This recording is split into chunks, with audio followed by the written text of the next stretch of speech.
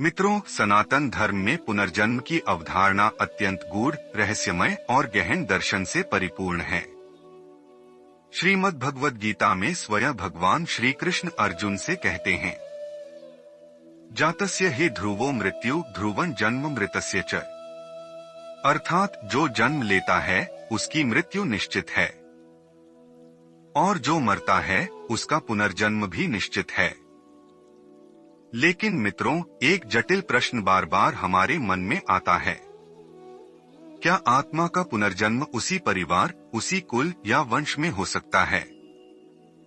क्या आत्मा अधूरे कर्मों को पूर्ण करने के लिए फिर से अपनी ही कुल परंपरा में जन्म लेती है? आज की यह कथा महाभारत काल के उस रहस्य से जुड़ी है जिसे स्वयं भगवान श्री कृष्ण ने उजागर किया था। और कहते हैं, इस कथा को सुनने मात्र से कोटि कोटि पापों का नाश होता है। तो कृपया वीडियो को अंत तक अवश्य देखें, एक लाइक करें और कमेंट में लिखें, जय श्री हरि विष्णु। आइए आरंभ करते हैं आज की इस ज्ञानवर्धक, रहस्यपूर्ण और जीवनदायिनी प्रस्तुति की। महाभारत के शांति पर्व में युद्ध समाप्ति के बाद जब युधिष्ठिर भारी अपराध बोध और मानसिक पीड़ा में डूबे थे, तब श्री कृष्ण ने उन्हें आत्मा, पुनर्जन्म और कर्म के गूढ़ रहस्य समझाए। उन्होंने एक प्राचीन कथा सुनाई। एक ब्राह्मण कुल में जन्मा बालक जो अत्यंत बुद्धिमान था, लेकिन अल्पायु में ही मृत्यु को प्राप्त हुआ। उसकी माता ने व्रत, उपवास, दान, पुण्य और यज्ञों के द्वारा उसके मोक्ष के लिए प्रार्थना की। परंतु भगवान विष्णु प्रकट हुए और बोले, हे सती, तेरे पुत्र की आत्मा अभी मुक्त नहीं हुई। वह तेरे ही कुल में तेरे पौत्र के रूप में जन्म लेगा और इस बार वह अपने अधूरे ज्ञान को पूर्ण करेगा। और ऐसा ही हुआ। वह आत्मा अपने ही कुल में लौटी, नवजात शिशु के रूप में। उसे बाल्यकाल से ही अद्भुत ज्ञान प्राप्त था। उसने वही शास्त्र दोबारा पढ़े और इस बार अपने कर्मों को पूर्ण कर पाया। श्री कृष्ण कहते हैं, आत्मा को न तो अग्नि जला सकती है, न शस्त्र काट सकते हैं। वह शाश्वत है, अजर है, अमर है।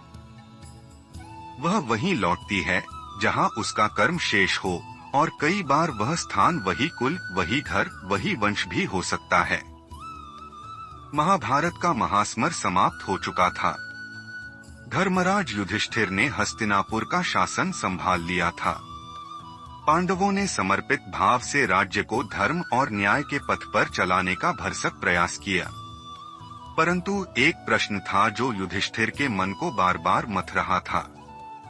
युद्ध ने उन्हें बहुत कुछ सिखाया, किंतु बहुत कुछ छीन भी लिया था। भीष्म पितामह, द्रोणाचार्य, कर्ण, अभिमन्यु, इन सबका बलिदान उनकी आंखों के सामने हुआ था। और अंततः श्री कृष्ण की इच्छा से ही कौरव वंश का संहार हुआ। एक दिन युधिष्ठिर ने अपने चारों भाइयों भीम, अर्जुन, नकुल और सहदेव के साथ महर्षि वेदव्यास के आश्रम की ओर प्रस्थान किया। वेदव्यास, जो त्रिकालदर्शी माने जाते थे, शांत मुद्रा में ध्यानरत थे।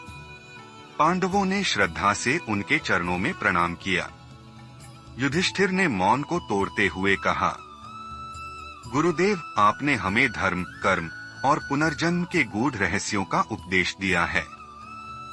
किंतु आज एक ऐसा प्रश्न मेरे हृदय को विदीर्ण कर रहा है जिसका उत्तर मैं खोजना चाहता हूँ। क्या एक ही परिवार में पुनर्जन्म संभव है? क्या कोई आत्मा अपने ही वंश में बार बार जन्म ले सकती है? महर्षि वेदव्यास ने गहरी दृष्टि से युधिष्ठिर की ओर देखा। वे जानते थे कि युधिष्ठिर केवल एक राजा नहीं, अपितु धर्म के अंशावतार थे। सत्य की खोज उनकी आत्मा का स्वभाव था। कुछ क्षण मौन रहकर महर्षि बोले, धर्मराज, तुम्हारा यह प्रश्न केवल तुम्हारा नहीं, समस्त मानवता की जिज्ञासा है। आत्मा अजर, अमर और अनादि है। उसका न तो कोई जन्म है, न मरण, परंतु कर्म के अनुसार वह शरीर धारण करती है। जिस आत्मा का किसी कुल से विशेष ऋण जुड़ा हो या जिसे अपने अधूरे कर्मों को पूर्ण करना हो, वह बार बार उसी कुल में जन्म ले सकती है। यह ईश्वर की लीला है जो आत्मा को उसके कर्मों की परीक्षा और पूर्णता हेतु उसी स्थान, उसी परिवेश में फिर भेज देता है। युधिष्ठिर ने पूछा, गुरुदेव, क्या यह भी संभव है कि कोई महान आत्मा जैसे भीष्म पितामह या कर्ण पुनः इस धरती पर जन्म ले? वेदव्यास मुस्कराए और बोले, धर्मराज, समय आने पर वे आत्माएं पुनः इस पृथ्वी पर अवतरित होंगी जब धर्म की आवश्यकता होगी। उनका पुनर्जन्म केवल उनके लिए नहीं, अपितु संपूर्ण लोक कल्याण के लिए होगा। ध्यान रखो, पुनर्जन्म केवल सजा या पुरस्कार नहीं, आत्मा की यात्रा है, ज्ञान से मोक्ष की ओर। यह उत्तर पाकर युधिष्ठिर का हृदय कुछ शांत हुआ।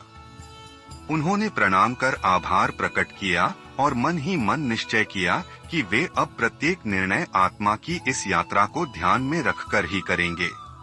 युधिष्ठिर ने आश्चर्य से पूछा, गुरुदेव, क्या आपने ऐसा कोई उदाहरण देखा है? वेदव्यास मुस्कराए और बोले, हाँ राजन, ऐसा ही एक रहस्य श्री कृष्ण स्वयं पांडवों को उजागर कर चुके हैं।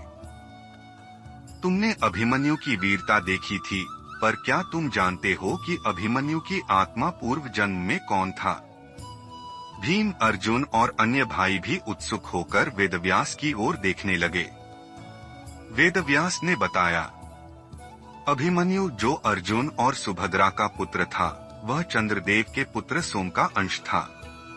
पूर्व जन्म में उसने एक गंभीर तप किया था और भगवान विष्णु से वर मांगा था कि उसे महाभारत जैसे महायुद्ध में भाग लेने का अवसर मिले। जब उसे यह अवसर मिला, तब वह अर्जुन के पुत्र रूप में जन्मा। लेकिन उसकी आत्मा का पूर्व जन्म का ऋण अधूरा था, क्योंकि चक्रव्यूह से निकलने का ज्ञान उसे पूरा नहीं था। यही उसका अधूरा कर्म था। यही कारण था कि वह अल्पायु में वीरगति को प्राप्त हुआ। किंतु उसके कर्म इतने पुण्यकारी थे कि भविष्य में वह पुनः जन्म लेकर भगवान श्री कृष्ण के कुल में ही प्रकट होगा। यही आत्मा द्वारका में प्रद्युम्न के रूप में अवतरित हुई। यह सुनकर युधिष्ठिर मौन हो गए। फिर वे बोले, गुरुदेव, क्या इसका अर्थ यह हुआ कि आत्मा पुनः अपने ही परिवार, अपने ही वंश में जन्म ले सकती है यदि उसका उद्देश्य अधूरा रह गया हो? वेदव्यास बोले, हाँ राजन, जब तक आत्मा के कर्मों का बंधन पूर्ण रूप से समाप्त नहीं होता, वह बार बार जन्म लेती है, और यदि उसके कर्म किसी विशेष कुल, वंश या व्यक्ति से जुड़े हैं, तो वह वहां लौटती है। मित्रों, यह केवल अर्जुन के वचन की नहीं, बल्कि कर्म, पुनर्जन्म और मोक्ष की कथा थी, जहां एक योद्धा, एक ब्राह्मण और स्वयं भगवान श्री कृष्ण ने मिलकर एक आत्मा को मुक्ति दिलाई। यही है सनातन धर्म की गहराई और श्री कृष्ण की कृपा।